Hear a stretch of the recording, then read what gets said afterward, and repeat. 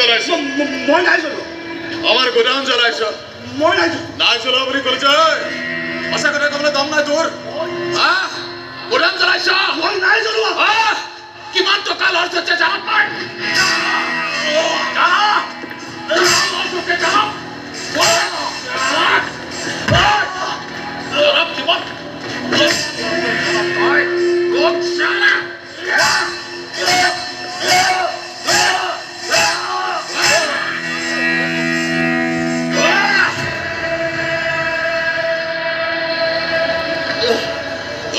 ৰাৱণ তেতিয়াহ'লে ময়ো শুনা মানুহটো মই ধুৰন্ধৰ